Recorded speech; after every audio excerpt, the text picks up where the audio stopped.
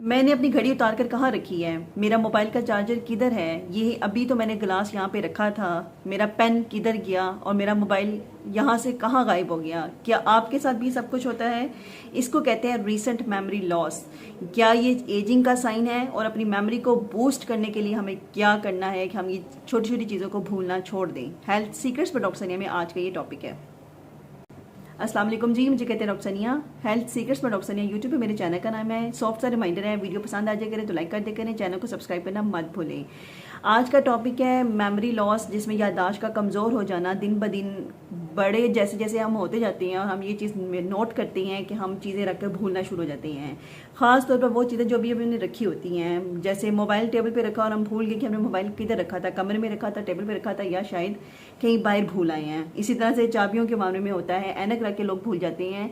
ये सब कुछ एजिंग का साइन है। पहला साइन जो हमारी जवानी से बुढ़ापे की तरफ हम जाना शुरू होते हैं, जो आता है चेहरे पे झुर्रियों के साथ साथ, वो आता है रीसेंट मेमोरी लॉस, अभी रखी हुई चीज़ का भूल जाना। जो पुरानी याददाश्त होती है वो ज़्यादा हो जाती है। अक्सर अपने बुजुर्गों के पास आप बैठे तो वो अपनी याददाश्त जो है ना, वो उनकी याददाश्त इतनी तेज़ हो जाती है कि अपनी जवानी की किस्से सुनाना शुरू हो जाते हैं।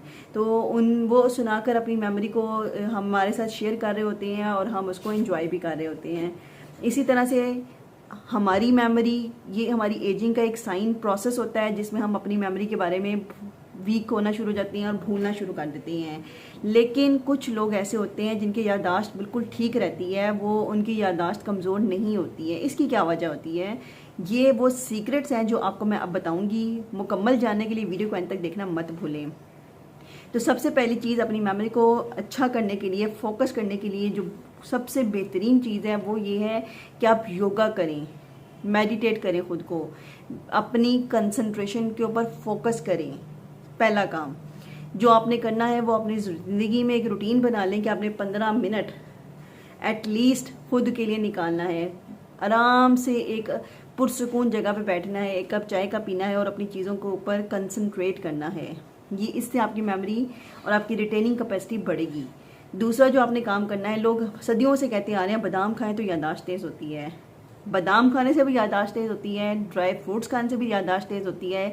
इसमें जो मशहूर ज़माना अखरोट है, अगर हम उसको खा लें तो हमारी मेमोरी ज़्यादा अच्छी रिटेन हो सकती है। तीसरी चीज़, स्ट्रेस को अवॉइड करें। मत सोचें कि क्या होगा, हम बूढ़े हो रहे हैं, हम जवान हो रहे हैं, हम बुढ़ापे की तरफ जा रहे हैं, या फलाना मर रहा है, या हमारी ये टेंशन है, ये पैसे नहीं है, वो नहीं है, ये नहीं है। इन चीज़ों के बारे में सोचना छोड़ दें तो आपकी जो रिटेनिंग कैपेसिटी है वो बढ़ेगी और आपकी मेमोरी अच्छी होगी।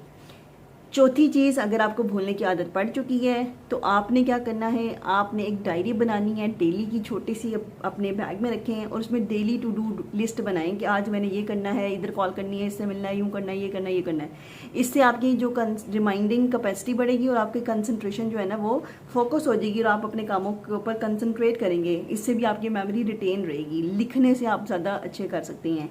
इसके अलावा गैजेट्स हैं हमारे पास, मोबाइल पर आपने जो भी काम करना है उसको रिमाइंडर लगाएं। 1 दिन, 2 दिन, 3 दिन, फिर आप 3-4 दिन रिमाइंडर लगाने के बाद आप ऑटोमेटिकली अपने उस काम को करना शुरू कर देंगे जो आप बार बार भूल रहे होते हैं। इसके अलावा कुछ मेडिसिन होती हैं जो आपकी कैपेसिटी को इंक्रीज़ करती हैं, तो वो सप्लीमेंट जिसके अंदर जिंक होता है वो आप खाएं। उससे आपकी जो मेमोरी रिटेनिंग कैपेसिटी है वो बढ़ेगी और आपकी याददाश्त तेज़ होगी। इसके अलावा कुछ पूछना चाहें तो हेल्थ सीक्रेट्स पर डॉक्टर सनिया पे कमेंट करके पूछ लें। वीडियो पसंद आए तो लाइक कर दें, फ्रेंड्स फैमिली में शेयर करें। अल्लाह हाफिज़।